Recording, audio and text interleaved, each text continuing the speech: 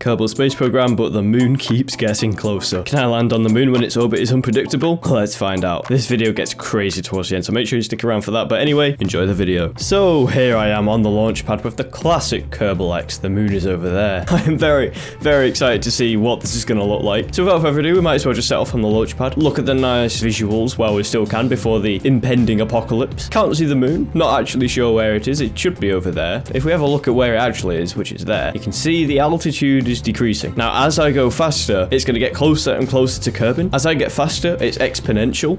So it's going to get exponentially closer. It's going to get really, really close when I'm going really quick. As you can see the actual orbit line shrinking. The challenge today is to land on the moon. Now, luckily, Kerbal's physics are on my side today, since as I go faster, the moon gets closer, which means it's going to be so much easier to land on the moon. Well, we obviously don't have to spend as much fuel getting out to it. You can definitely see that altitude dropping now.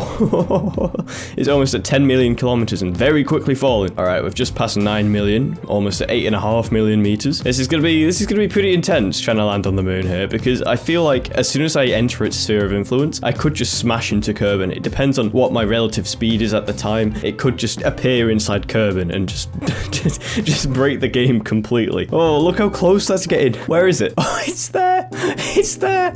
If I go fast, you can actually see it move. You know what? Let's just keep going. Let's just keep going. I might as well just meet its orbit line, right? There we are. Wow, okay. I'm gonna time warp to here, and it should go away. Yeah. Because I'm slowing down, it's going away, but obviously now I'm gonna burn out. I believe the moon should come back down again when I start burning out here. Stage. There we go. We got a nice shot of the... I almost said the sun. The nice shot of Kerbin down there. My surface velocity is actually going down, which is where the moon is going back out again. Which is interesting, because surface velocity, it's not orbital velocity. So it's gonna be odd. I might have to actually burn out completely all the way to the moon. Let's do that. We've burnt out to the moon. And yeah. Goodbye, moon. It's just going into Kerbin. What?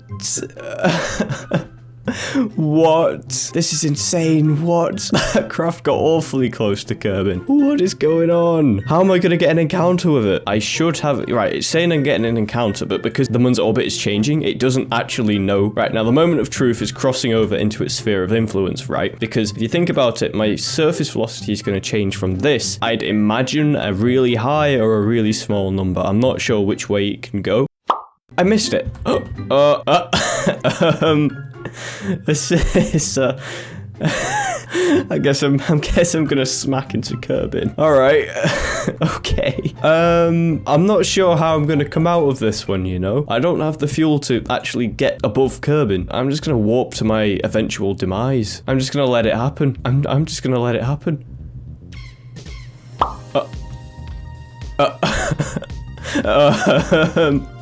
Excuse me? I'm passing through the center of Kerbin. Cool, right, okay, sure. And it's sunset? All right. And I'm out. I pulled a switcheroo on you. What was that? Another one's just there. It's just got a black circle over it now. Is that Kerbin?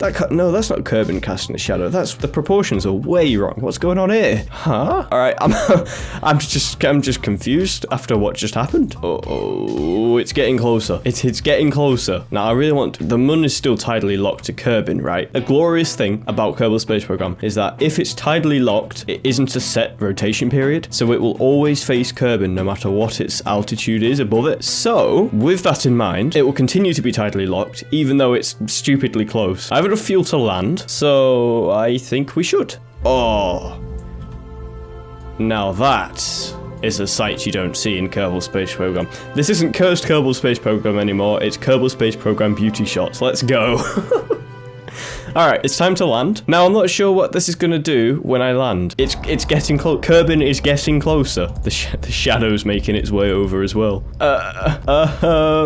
It looks like we'll be okay. I'm going to be landing in the dark, unfortunately. Alright, what's my altitude above the terrain? 4 kilometers. I guess I'm doing a nighttime landing. I genuinely can't see anything. I could increase my ambient light, but I don't actually think that's going to do anything. Ambient light boost. Let's go 10%. Yeah, that's not going to do anything because this is a hard shadow. So there's nothing I can do. I have to land in the dark. There's the ground, there's the ground, there's the ground. I think that's landed. Let's see what position we've ended up in then.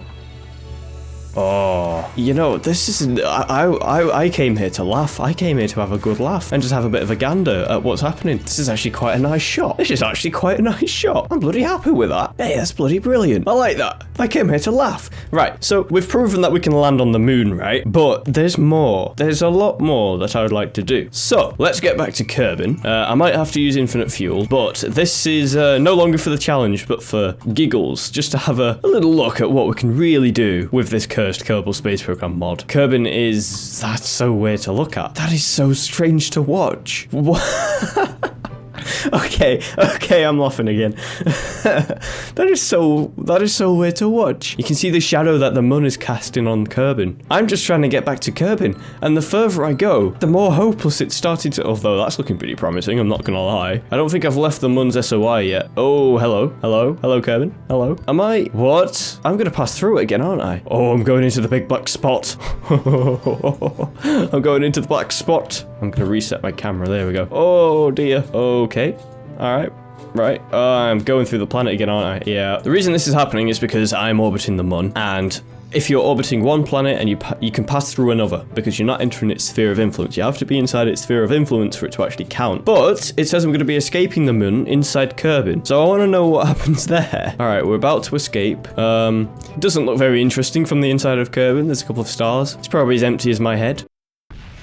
Yep, just as I thought, I crashed into Kerbin at negative 134,000 meters. This rocket can go up to 5,000 meters per second. We're going to get to orbit with it if we can. The quest now is to crash the moon into Kerbin and see what actually happens. I imagine it will just pass right through, but I want to see if I can actually land on the moon whilst it's inside Kerbin, which is going to be a bit of a challenge. Don't get me wrong, it's going to be challenging. All I got to do is get to orbit and go really, really fast. There it is. I can see it just out the corner of my eye. There it is. Well, looking at that now, it's coming closer, definitely. A respectable rate, I must say. Quite an alarming rate, I must say. But I want to know, can I get it to crash through Kerbin? I believe I've got an orbit now as well.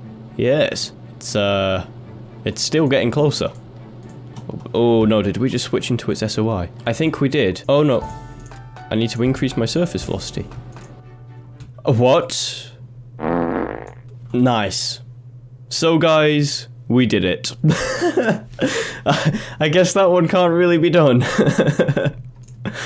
So anyway guys, thank you so much for watching this episode of Kerbal Space Program. If you enjoyed that, remember to leave a like and subscribe because it really helps me out, and these plugins and mods take a lot of effort to make, so that'll be much appreciated. But thank you for watching, and I'll see you all in the next episode.